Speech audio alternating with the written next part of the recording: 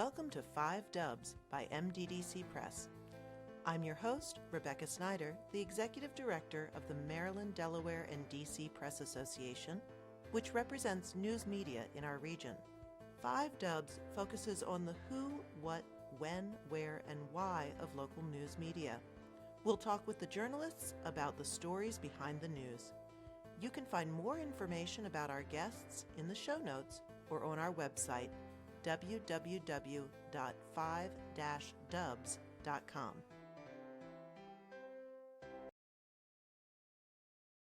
Welcome. We are here today with Fern, Shen, and Reutter of the Baltimore Brew.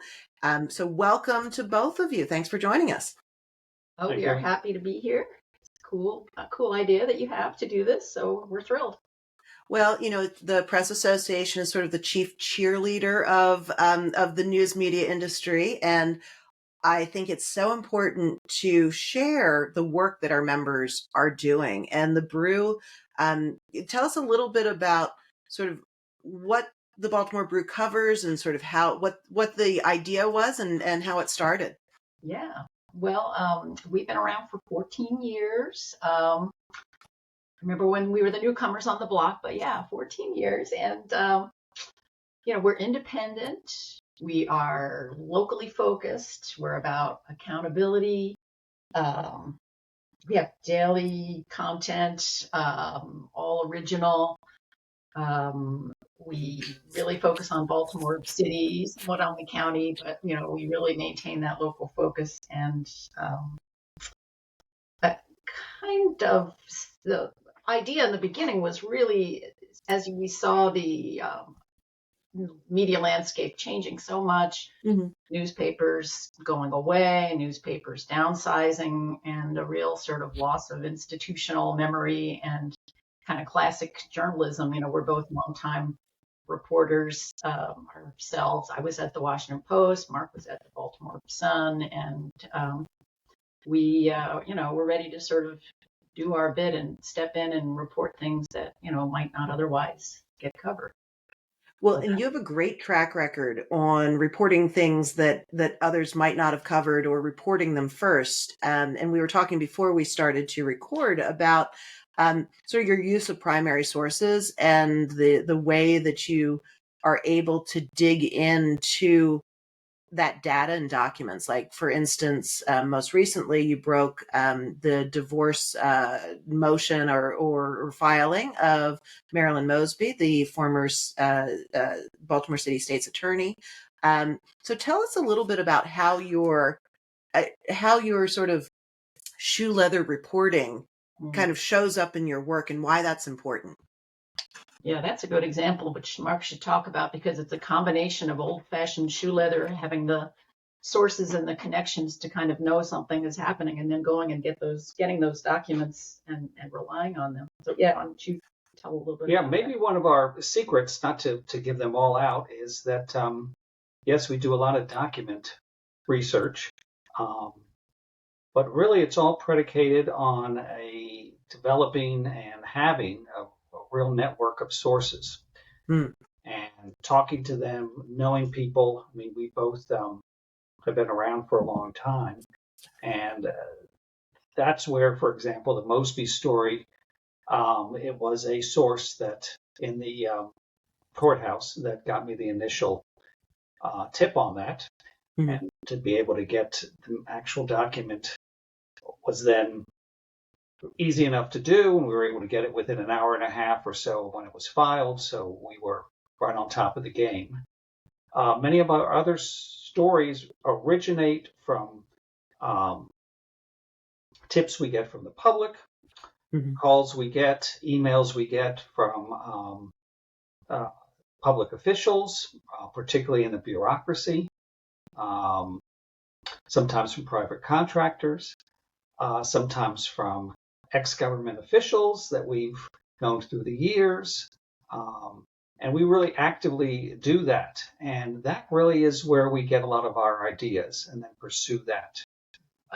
But through documents often. Yeah, well, yeah, not to small look the document aspect, because there's a lot of when I think about how I, and especially you, dig down into those campaign contribution records, which is really a lot of excruciating, close work. I see those marble notebooks you have where you record all this. Yeah. And another good example is recently the Brooklyn Homes. Mark went through the police audio from the night of that mass shooting to really understand the kind of the tick-tock of what the police knew, what they were hearing, people calling 911 really for hours before the shooting broke out. And that, to lay that out took a lot of a lot of tedious listening to all that right. Police audio. Right. Well, and I feel like you guys aren't afraid to put out all that detail. Like sometimes you have timelines of okay, here's when the first call came in, that really lays it out for readers. And I think that's unique in the media landscape right now. Is that sort of a niche that you kind of knowingly pursue, or is that just sort of how you make sense of the topic in the world? I think we, knowingly pursue that. I really always try to think of what people like me would like to see in a newspaper or in a now online newspaper, what information you had. When we were doing Brooklyn Homes, there was a lot of initial reporting. In fact, there was, the Sun had a few excerpts of police scanners, but it was so incomplete. It was a little segment about, maybe we'll have to call out the National Guard, this little segment. And we wanted to know the context. And for a lot of our stories, especially ones of accountability, looking at Board of Estimates, looking at contracts, you really need to delve into that. And then if you can, when it's appropriate, look at the context. And again, it's to give the reader insight of how the process is working, not just a gotcha detail or headline. And, our stories, often go on for a certain length, but hopefully we don't bore the readers because we try to be very focused, as you mentioned, on the specifics of something that's of importance. Mm-hmm. Yeah. And I'm curious, you have, you have a deep bank of sources, and you both have been in this market in Baltimore for a very long time. I mean, you're seasoned, but you've been in the market for a long time. And so when you think of how the news media industry is changing, how does that, what are the effects of having that cadre of newer, less experienced reporters and kind of losing some of that institutional knowledge, which you referenced early on, and that being one of the reasons that you started the Brew. How do you see that changing, and what does that mean for coverage, especially in a city like Baltimore? Yeah, I think to me, it just helps to clarify our thinking and focus what we do more clearly. I mean, when I first started the Brew, in the Jurassic era, I sort of envisioned it as pretty big and broad and doing many things. And really, I came to realize, kind of A, I'm not suited to be Ariana Huffington or something, and B, really what I should do is stay in my lane and produce, what the real missing piece of the puzzle around town and in media that we could do. So yeah, having the landscape broadened with some new players is great because they're doing a lot of things. They've got a different model. But for us, it was almost, to me, I don't know how you feel about it, almost sort of freeing. It's like, we know even more clearly, what's missing and what we can do and how we can add impact. Right. There's enough good journalism in Baltimore now, with the Banner, the Sun, and some of the news stations, TV stations, to get the press conferences, to get the kayaking in the harbor and all of that stuff. It's just the two of us, two retirees, two old timers doing this. So we dispense with that, although we often know what's going on there, and try to look at sort of the broader things, and then to come in to really the area of what it all kind of boils down to, I think, in both politics, business, and journalism. In terms of subject, it's money. It's money. Where's the money? Where's the money going in campaigns? Where's the money going in construction projects in neighborhoods? There's a lot of talk in recent years about disinvestment, the black butterfly, and all of that. And really, going back to our origins, we were looking at that stuff from the very beginning and reporting on it. We did a lot of community reporting, often on specific issues, but always with the aim that that when appropriate, they should be broadened out into this broader picture. But we did find over the years a lot of communities who felt like they were left out. Yes. And we were able to step in, in some ways with pretty simple reporting, but nobody was doing it. I mean, one good example is the Hanlon Park, the trees being cut down in this beloved park for a city DPW, water project. And, the residents around there were just, outraged and not being heard about, what was happening to their community. And, nobody else was paying attention to that. And, it was a little place we could step in. No, we really look at those communities. Poppleton is another one, very neglected community.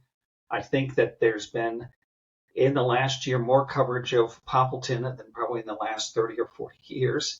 And I have to say that much of it owed to when we were able to focus on the story of that little alley street that had gone back to the Civil War as a homeowner's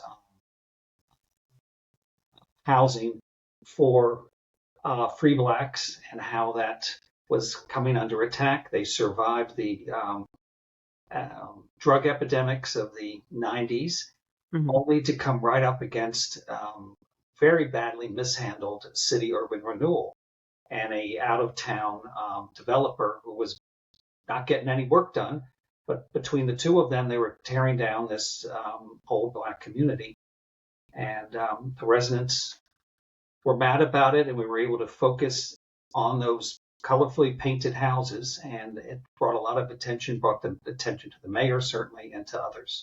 And it sort of, galvanized the community, which was already organizing, but it helped to kind of shine a light on their organization. And I think it kind of rippled out through the, rest of the media. There people can go back and look at Mark's kind of really very original, very clear, basic, recap of the history of what happened there. And, then as people discovered this story and it kind of snowballed, I think that was a real service that we provided to lay that history out simply. And others can come along and report it. TV can come along, other news organizations. Right. But, we really kind of gave them the backbone coverage. So kind of. Yeah. And I think that sort of collaborative view that you all take, by setting out that history and finding kind of overlooked stories and communities, and then bringing that out. It's, it doesn't happen every time that you write a story, but it's often like the brew starts that and uncovers that space, and then others take it and sort of expound. And I also feel like it's so smart you have a small operation and following the money, when reporters sort of are confused or don't know where to start, money is such a clarifying thing. Like if you start to pull the thread of where's the money going and where did it come from, there are so many stories that come out of that. And so I'd love to ask you a little bit more about campaign finance, because those can be they're public records. They can be a little Byzantine to jump into. And so how do you kind of use campaign finance to tell a larger story of a community? Because, like even urban renewal and development, there are so many campaign contributions that come from the real estate industry. So how do you use those things to tie it all together? We just jump into those records and see what they bring us and kind of go back over and over. And again, run it by sources in the community, run it by political operatives, hangers on. We have quite a number of them.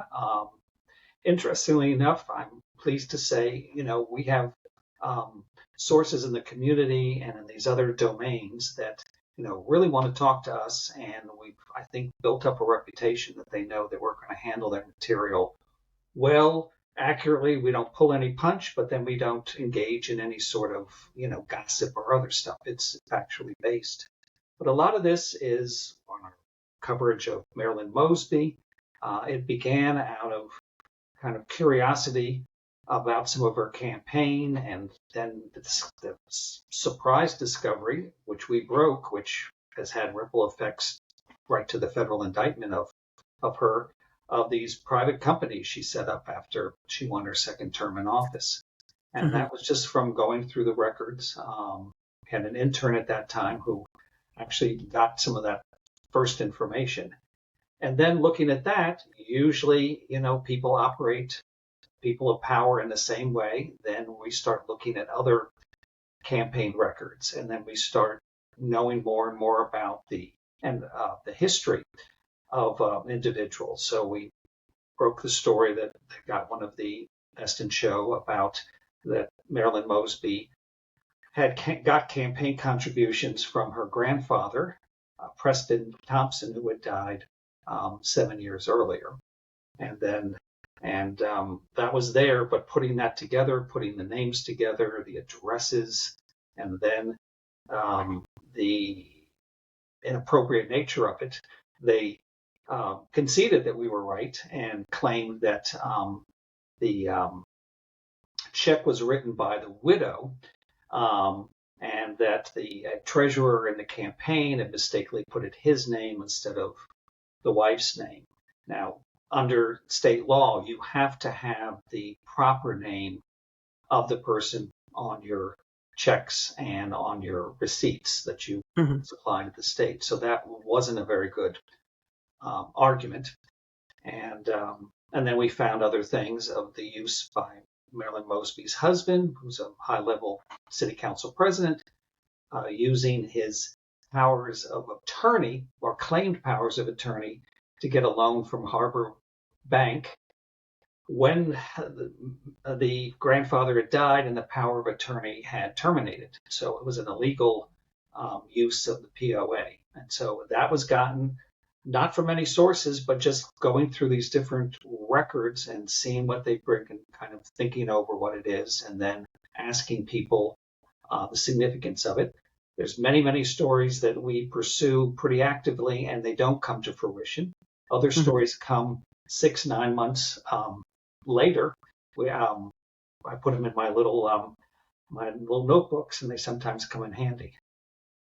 I bet. And I feel like you guys are really, the brew works sort of the long tail, because, and I don't know if this is because of the independence or the nonprofit status, but you seem to be able to follow a story to its natural conclusion. Is that more because you're highly focused on the types of stories that you're going after, or are you, I feel like your file organization must be top notch to be able to follow some of these things. But like, what is it about you that allows you to touch back on these stories over such a long period? Sometimes it's years.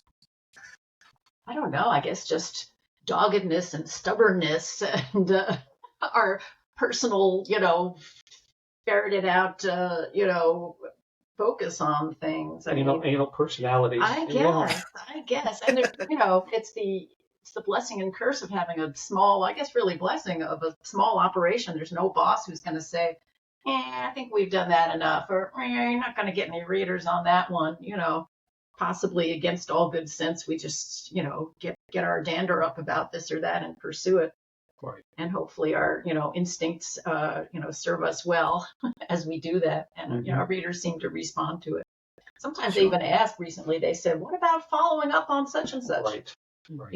And we did. There's plenty to follow up on. It feels like you're really close to the community. I wanted to go back to the idea that you were sort of deep into Poppleton and other underserved communities that a lot of times other media outlets might sort of glance over, but you seem to be really deep in some communities. And also the way you talk about your readers, like you know them and you have a relationship with them. Is that something that's by design, or how did that come about, and how does that help your journalism or hinder it? I don't know. I think it's just an outgrowth of our personalities and our working, kind of approach to things. I mean, I don't know for you. For me, it's been such a nice change. I used to work for the Washington Post. I rolled down the road, far away to another city to report on stuff and came back home. This was like my, bedroom community, more or less. And switching over to writing for the Brew and creating this thing that we're creating, it's been kind of wonderful to get to know people. And, I'll be out with my husband someplace and run into some source who comes over and, gives me a hug.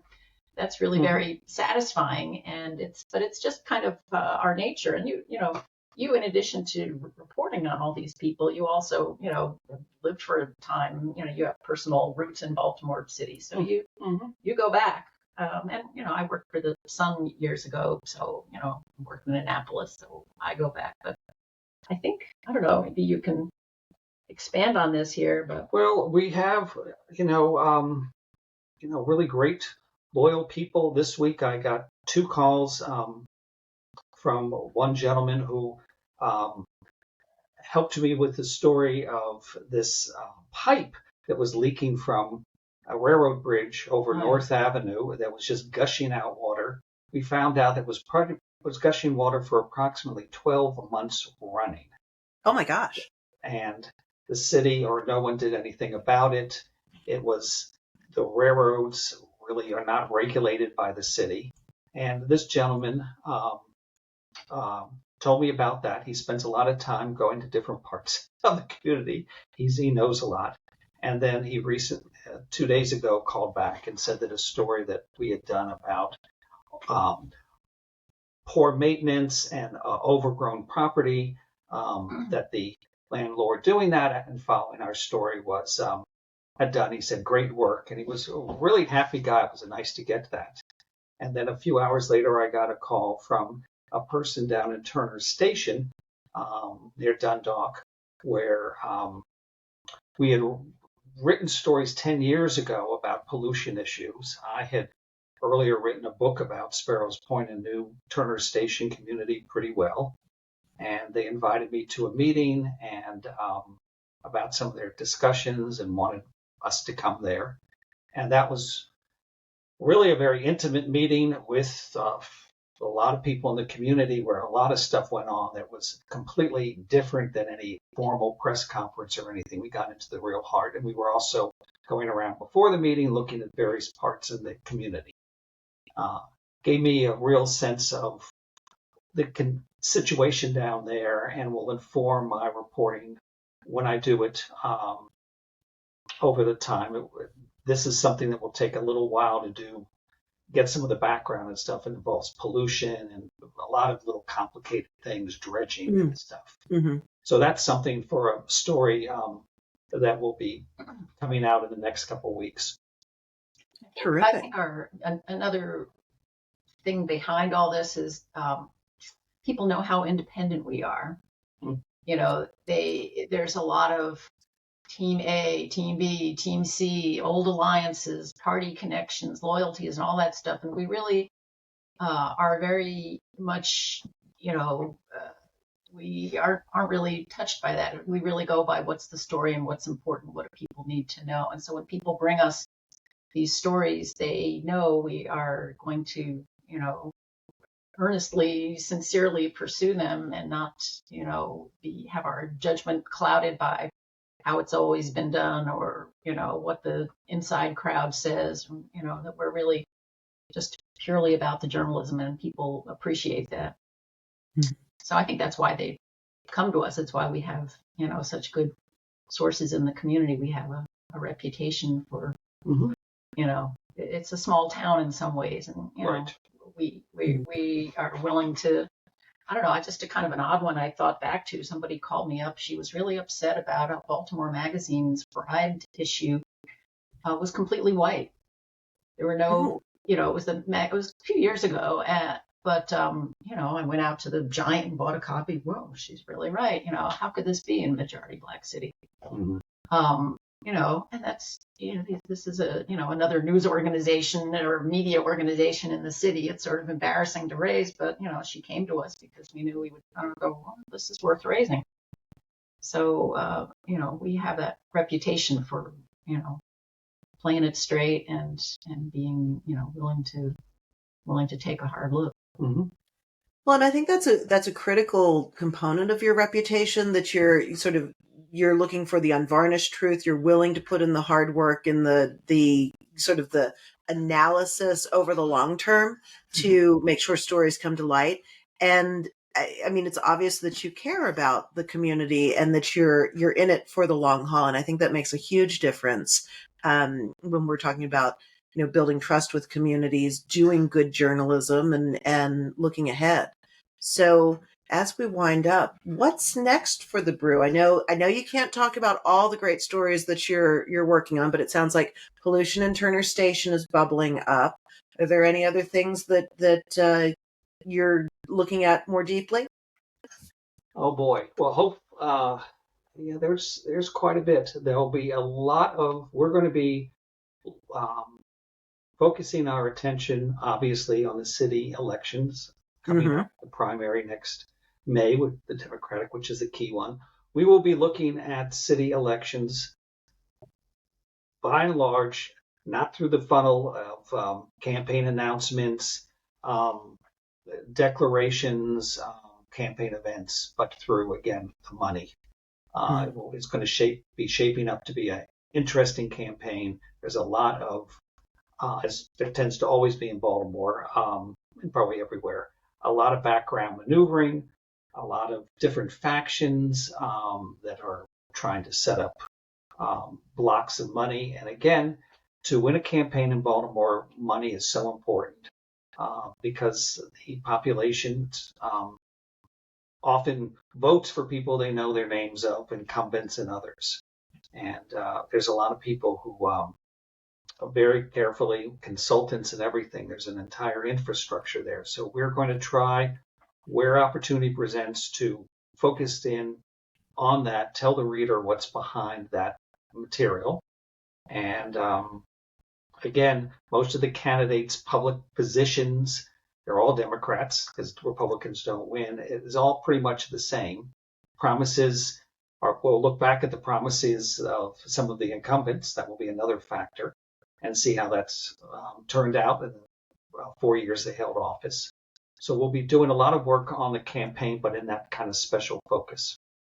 And some of the things we're doing are not even necessarily stories, but pursuing public information requests. We have a pending one before the Public Information Compliance Board about the Mosby Legal Defense Fund. Right. If you remember when all those names were redacted, it's like finally the Ethics Board, releases the names of, or the, donations. Both all the names blocked out. So we're Pyrrhic victory right there. And one just sort of observation for whoever is listening here is what have found is that I think we both found is that in the world of everyone proclaiming their love and accountability and transparency, along with diversity being the three top buzzwords now, accountability is very low. It is increasingly difficult to get information. It's increasingly difficult to interview city officials.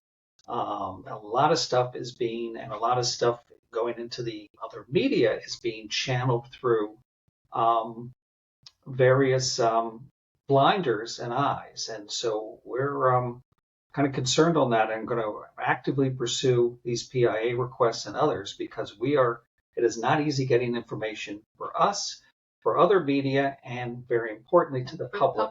The public has a lot of difficult time. They don't have the time we have. So we want to pursue that, definitely. I feel like that's a whole nother episode right there because it's something that the association is super invested in as well. You've And done a lot of great work for us. Thank you for what you do on that. Yeah, and it's not easy. And I hear from so many outlets, that everything is channeled through the public information officer, and it's all, it is very difficult to get at the real documents that are not redacted, that are not, there's a lot of obstacles there. So we will definitely come back to the Public Information Act, especially as we kind of gear up for the next legislative session. Okay. But thank you both so much for taking the time to talk with me. It was great to hear more about the brew, and that's baltimorebrew.org as a nonprofit. You are .com? I totally muffed it. I'm sorry. So okay. baltimorebrew.com, but you're still a nonprofit. We're an LLC that uses a fiscal sponsor, Fusion Partnerships. So okay. That's our model. We're formed as an LLC. People can make deductible contributions to us through this Fusion sponsor, Fusion Partnerships. So. That's so nice. That way you don't have to file all the foundational paperwork. That's Smart true. move. True. People who know their paperwork. Yes. Yeah. Well, thank you so much for talking with us, and we'll have you back again soon. Appreciate it. Thanks, Rebecca. Thanks for listening to 5 Dubs with Rebecca Snyder. Please subscribe and leave us a 5-star review wherever you download your podcasts so that others can find us. What do you want to know about local journalism? Email me at rsnyder, SNYDER, @mddcpress.com. Interested in supporting our podcast and journalism? Please donate to our 501c3 Press Foundation. Find out more and see the full episode list and show notes at www.5-dubs.com.